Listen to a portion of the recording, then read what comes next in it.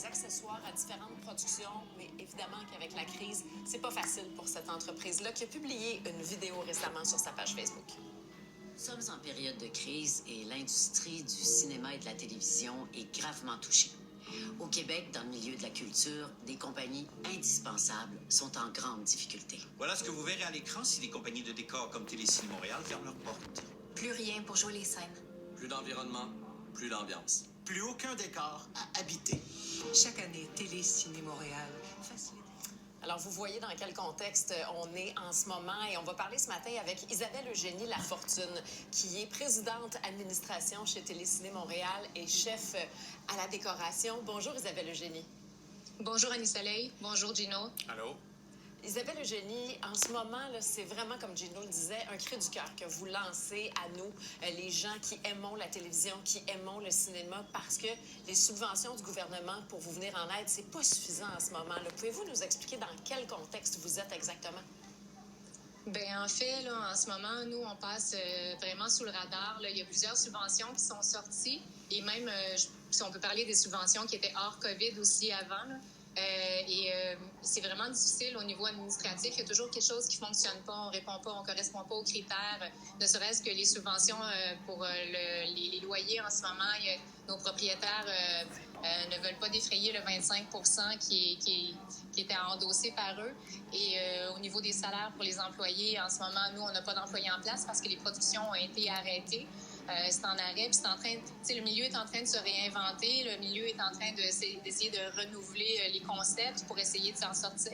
C'est juste que le temps passe en attendant, puis pour l'instant, ben nous, on n'a aucun revenu, on a des gros frais à payer. Je pense à d'autres collègues aussi avec moi, SOS Décor, de Chantal Paris de SOS Décor, Simon Chamberlain de Espace Costume, et j'en oublie, là, il y en a plein d'autres, mais on est tous dans le même bateau. Oui, et Isabelle Eugénie, votre entreprise, elle est extrêmement importante parce que vous fournissez les accessoires et les décors à environ 90 % des productions au Québec. Et si tout ça ne survit pas, ça va être vendu à Toronto, aux États-Unis, et ça va nous coûter le très gros prix ensuite au Québec pour avoir accès à des accessoires et à des décors, là.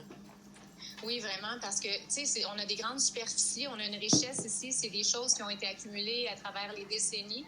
Ça fait partie du patrimoine. C'est pas des choses qu'on peut retrouver dans des magasins à grande surface. Donc, juste pour donner là, une idée aux gens, quand nous, on loue en général, des compagnies comme nous, c'est 15 % du prix d'un objet.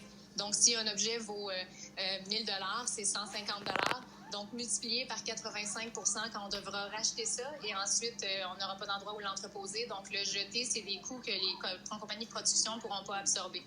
Et vous avez mis sur pied une collecte de fonds sur Facebook où nous, le grand public qui apprécions le milieu artistique, on peut aller faire des dons.